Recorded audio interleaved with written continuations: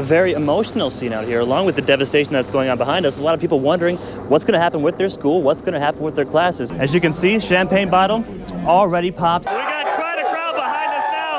A lot of happy Spurs fans. Near the trestle itself, someone has left their car. She was able to clamp down on his right earlobe with her teeth, biting it clean off. As you can see behind me, the road's gone. It's underwater right now. We got a hold of this program from tonight's show.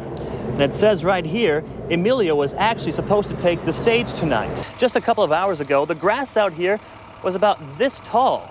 Then it caught fire. And knowing the right skills can submit a suspect quickly. The local lawn pro tells us empty tuna cans just like this can help keep your lawn green. We'll show you how in a minute, but first some other ways to save your yard during this dry spell. It is pretty bad. Mark Ambrose of ABC Pest and Lawn says our drought is just about the worst he's seen. The heat and lack of rain is turning lots of grass into straw. He says it can even kill off certain lawns. They will die. I mean, they have the potential to actually die and have to be replaced. Meanwhile, the grass outside his business is doing fine. Ambrose says he's following the once-a-week watering restrictions, but a couple tricks you can use are helping this lawn keep its color. First off, checking the heads of your sprinklers to make sure they're watering right can make a big difference. And mowing at least once a week helps make your lawn grow out instead of up. So that you're mowing the top grass off to allow it to get thick. Ambrose tells us the density traps water where it's needed. I don't have sunlight hitting down here, so I keep my moisture down in the turf longer. Using your one day of watering to its full potential is important too. But Ambrose says if you have a sloped lawn, you can give your grass what it needs and avoid water wasting runoff by using your sprinkler system in short intervals. Run it for 10 minutes, 30 minutes later, run it for 10 minutes, 30 minutes later, run it for 10 minutes. As for tree bases and flower beds, and we're just going to fill this in like this. Ambrose suggests adding 2 to 3 inches of new mulch on top of the old stuff. Is probably the number one thing you can do right now to keep the moisture down in the soil. Now back to the tuna cans, Ambrose says your lawn needs about 1 inch to 1.5 inches of water, so you can go out and get a bunch of these cans, mark them at about 1 inch, then spread them around your lawn. Then while you're using your sprinkler system, check to see how long it takes to get to that level that you mark. It can help you figure out how long to run your sprinkler system without wasting water. They draw lots of stares, lots of business, and an occasional honk. It's fun. It's something different. Jackie Pichardo is one of 4 scantily clad girls scrubbing down cars at the new Bikini Car Wash on South Flores. I don't see any problem with it. Like you said, we live in South Texas. It's like 104 degrees right now. But it's not the weather causing a heated debate here. It's the lack of clothing. I ain't gonna lie to you. Yeah, it's nice. They're not hurting no one, you know. It's not showing too much. People living in this Southside neighborhood disagree, especially because the controversial car wash is across the street from a church and near schools. A business as this belongs on a major corridor, not within the neighborhood where children have to walk to and from school. Community members and city leaders have been trying to shut down the 5-day-old business since it opened on Cinco de Mayo. Friday, they succeeded. This is a temporary closing of this establishment. This letter here revokes his certificate of occupancy.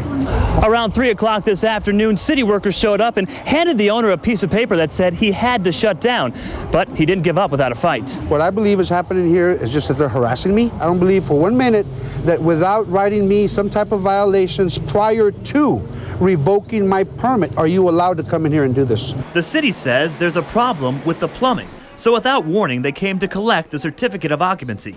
But owner Ricardo Arzate would not give it up until vice cops told him he'd be fined or taken to jail if he did not close. I wasn't going to be arrested or strung up, not today. Arzate has 10 days to fix the problem, then he can reapply for the certificate.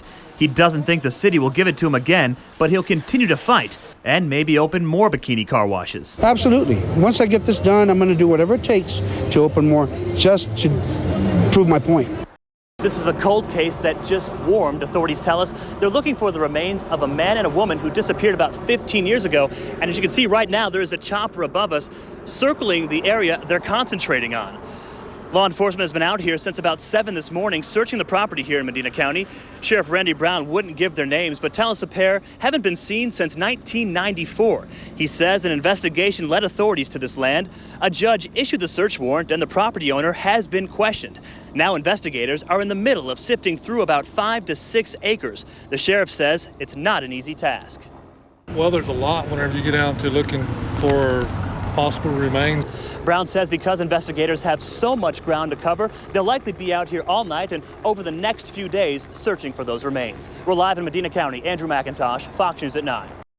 Right now, the shelves here are filled with everything from mini king bombs to monster bangs, and all you see here is still legal for now. So people are stocking up just in case that changes. Just in case.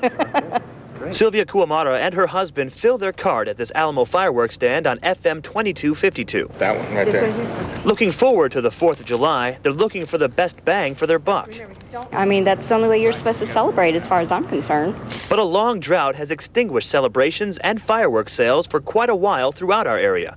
Right now, Bexar County and Guadalupe County have banned vendors from selling fireworks for fear of brush fires. Some believe those concerns are being blown out of proportion and ruining a holiday tradition. It's almost like they're going against our founding fathers who said that's what you're supposed to do on the 4th of July. Comal County has not yet put any such restrictions in place, allowing this stand that basically borders the other 2 counties to open for the first time since December 2007. Teacher and store manager Brenda Gonzalez says her employees are high school and college students who use the money they make during fireworks seasons to help pay for their education. It's been hard because some of our kids have really missed out. Brenda hopes some kids can start making up for the losses over the next 2 weeks. We're really excited about that. Still, Brenda and customers like Sylvia are worried Comal leaders will soon follow other counties and shut this place down. Comal County Judge Danny Schell says he's monitoring the drought index very carefully, but as of right now, there are no plans to order a fireworks ban. We do appreciate that and give us an opportunity to earn a little bit of money. Now, this stand may just have until the end of the weekend to do that. Judge Schell tells us he will reevaluate the drought situation, most likely on Monday. He tells us if there's no rain, he will consider a disaster declaration and a complete fireworks ban. In the meantime, this place will be staying open until 10 o'clock every night. We're live in Comal County. Andrew McIntosh, Fox News at 9. The doctor who performed Diaz's life-saving surgery tells us what happens in the ring can change and even end lives. Boxers say the risk is worth the reward. Aspiring boxer Joseph Plasencia is inspired by Oscar Diaz. The 18-year-old dreams of going pro as he trains here at San Fernando Gym. And everyone here prays for Diaz's recovery. Because we love Oscar. Oscar's one of us. The San Antonio native is in critical condition after a Wednesday night fight in front of a hometown crowd. There's some points where it has me thinking about it, man, that could have been me. But I just, I love the sport so much, I try not to let it get to me. It's a sport and people won't give it up. Dr. David Jimenez says if boxers did, many would save their brains. The UT Health Science Center neurosurgeon performed surgery on Diaz after he collapsed in the ring. We literally saved his life with this operation. The repeated blows Diaz suffered caused severe brain trauma. Such injuries are almost common in boxing. Studies show up to 40% of ex-boxers show signs of chronic brain injury. Professional boxers end up with the so-called punch drunk syndrome, where they look like they have Alzheimer's, they look like they have Parkinson's disease.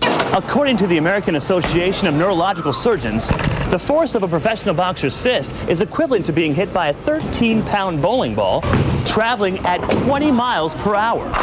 It generates in the neighborhood about 50-something G's. It's dangerous.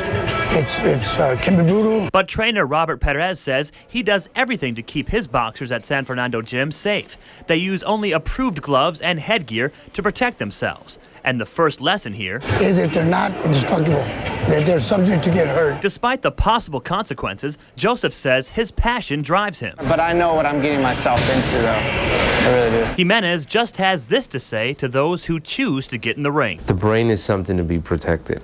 The doctor tells us his main concern for Diaz are complications like a fever that could hurt his recovery. We're told the boxer's family may release more about his condition tomorrow.